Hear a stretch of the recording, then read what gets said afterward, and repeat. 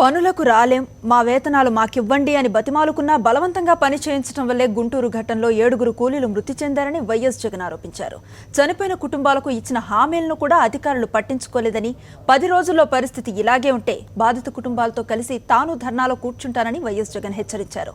ఈ మధ్య గుంటూరులో భవన నిర్మాణ పనుల సందర్భంగా మట్టిపళ్లాలు విరిగిపడి మరణించిన 7 కూలీల కుటుంబాలను వైఎస్ జగన్ పరామర్శించారు. ఆ రోజు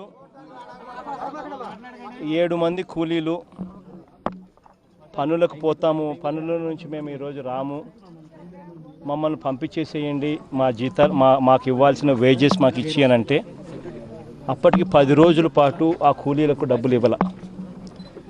ఆ రోజు పని చేస్తేనే, శనివారం ఆ రోజు పని చేస్తేనే ఇస్తాం.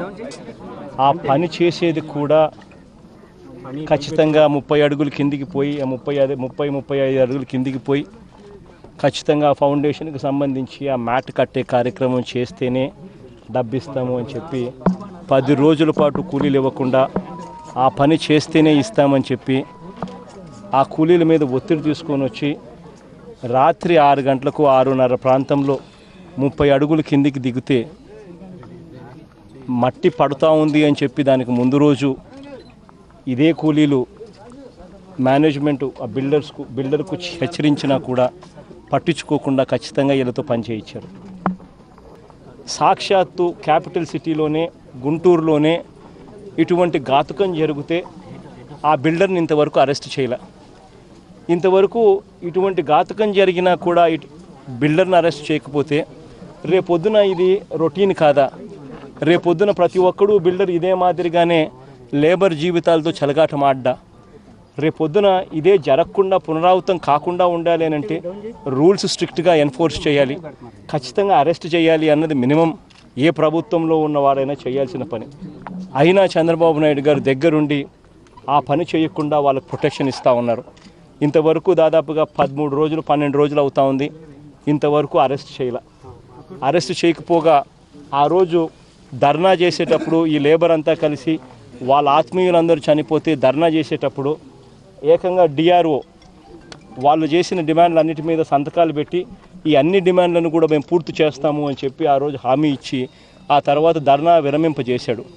ఆ ధర్నా విరమింపజేసేటప్పుడు డిఆర్ఓ చేసిన సంతకం, ఆ రోజు సంతకం పెట్టి ధర్నా విరమింపజేసేటప్పుడు వాళ్ళు చెప్పిన మాటలు 30 లక్షల రూపాయలు డబ్బిస్తాము, 30 లక్షల రూపాయలు డబ్బిస్తాము, బిల్డర్ను అరెస్టు చేస్తాము, ప్రతి ఒక్కరికి 5 ఎకరాల భూమి ఇస్తాము, ఉద్యోగం ఇప్పిస్తాము, ప్రతి ఒక్కరికి ఇల్లు కూడా కట్టిస్తాము, 5,80,000 పెట్టి ఒక్కొక్కరికి పెట్టి ఇల్లు కూడా కట్టిస్తాము అని చెప్పి ఇటువంటి అన్ని హామీలన్నీ ఇచ్చి డిఆర్ఓ సంతకం పెట్టి ఆ రోజు ధర్నా విరమింపజేశారు.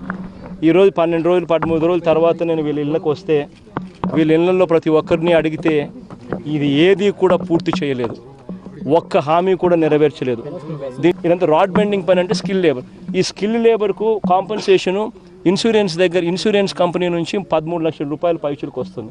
మరి 13 లక్షల రూపాయల పైచులకు ఇన్సూరెన్స్ వస్తా అన్నప్పుడు గవర్నమెంట్ ఆ తర్వాత మరో 5 లక్షల రూపాయలు అనౌన్స్ చేసినప్పుడు ఎక్స్గ్రేషియా, ఆ రెండు కలిపితే 18 లక్షలు అయినప్పుడు కేవలం 20 లక్షల రూపాయలు మాత్రమే ఇవ్వడం అంటే దాని అర్థం బిల్డర్ దగ్గర నుంచి కేవలం 2 లక్షల రూపాయలు ఇప్పించారా?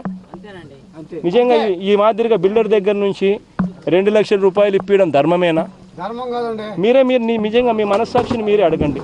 నిజంగా ఇటువంటి జరగకోకుండా, ఇటువంటి ఘాతుకం మళ్ళీ ఏ బిల్డరు చేయకుండా నిజంగా జరగాలి అని అంటే కనీసం బిల్డర్ దగ్గర నుంచి కూడా రీజనబుల్ లెవెల్లో కాంపన్సేషన్ అనేది ఇవ్వాల్సిన అవసరం ఉందా లేదా? కనీసం బిల్డర్ దగ్గర నుంచి ఒక 15 లక్షల రూపాయలు బిల్డర్ దగ్గర నుంచి వచ్చి, ఇన్సూరెన్స్ దగ్గర నుంచి కనీసం మరో 13 లక్షల రూపాయలు మళ్ళీ ఇన్సూరెన్స్ దగ్గర నుంచి వచ్చి, స్టేట్ గవర్నమెంట్ దగ్గర నుంచి కనీసం మరో 5 లక్షల రూపాయలన్నా వస్తే కనీసం ఆ మేరకన్నా డబ్బు అనేది కనీసం వస్తే వీళ్ళు బాగుపడగలుగుతారు. ఈ బిల్డర్ అనేవాడు నిజంగా 7 మంది ప్రాణాలు కోల్పోతే ఈ బిల్డర్ అనే వాని దగ్గర నుంచి కనీసం 15 లక్షల రూపాయలు కూడా రాబట్టలేని పరిస్థితిలో ఈ ప్రభుత్వం ఉంది అని అంటే ఈ ప్రభుత్వాన్ని నిజంగా ఏమనాలనో కూడా మీరే అర్థం వచ్చేట్టుగా మీరే చెప్పండి.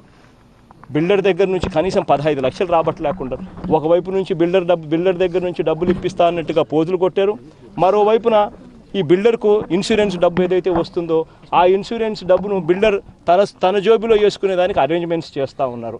బిల్డర్ను అరెస్ట్ కూడా చేయరు. ఇది ధర్మమేనా? నిజంగా ఈ పేదవాళ్ళకు నిజంగా భరోసా లేదా?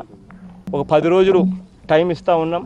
ఈ 10 రోజుల లోపల బిల్డర్ దగ్గర నుంచి బిల్డర్ మనసులో మార్పు వచ్చి ప్రభుత్వం బిల్డర్ మీద ఒత్తిడి తీసుకొని వచ్చి ఈ కుటుంబాలకు ఇంకా ఎక్కువ కాంపెన్సేషన్, నేను ఈ మాదిరిగా చెప్పినట్టుగా ఇన్సూరెన్స్ డబ్బులు పూర్తిగా బిల్డర్ జోబీ లేకపోకుండా వీళ్ళ దగ్గరికి రావాలి.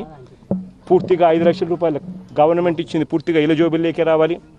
బిల్డర్ దగ్గర నుంచి ఇన్సూరెన్స్ డబ్బు గవర్నమెంట్ ఇచ్చిన ఎక్స్గ్రేషియా కాక మరో 15 లక్షల రూపాయలు కనీసం అంటే బిల్డర్కు పెనాల్టీ పడే విధంగా బిల్డర్ దగ్గర నుంచి రాబట్టి ఇవ్వాలి. ఇవన్నీ చేయడమే కాకుండా బిల్డర్ సమక్షంలోనే డిఆర్ఓ సంతకం చేశాడు. వీళ్ళందరికీ ఇల్లులు కట్టిస్తామన్నారు, వీళ్ళందరికీ ఉద్యోగం ఇప్పిస్తామన్నారు. ఇవన్నీ ఏదైతే చెప్పిన చివరికి 5 ఎకరాల భూములు కూడా కొనిస్తామని చెప్పి కూడా దీనిలో సంతకం చేశారు. వీటిని అన్నిటికీ కూడా సానుకూలంగా స్పందించకపోతే 10 రోజులు టైం ఇస్తూ ఉన్నాం. 10 రోజుల తర్వాత ఎటువంటి మార్పు వీళ్ళలో లేకపోతే 10 రోజుల తర్వాత కలెక్టరేట్ కార్యాలయం ముందర ధర్నాకు కూర్చుంటాము. వీళ్ళందరితో పాటు ఆ ధర్నాలో వీళ్ళకు తోడుగా వీళ్ళకి సపోర్టుగా నేను కూడా ఆ ధర్నాలో పాలు పంచుకుంటాను.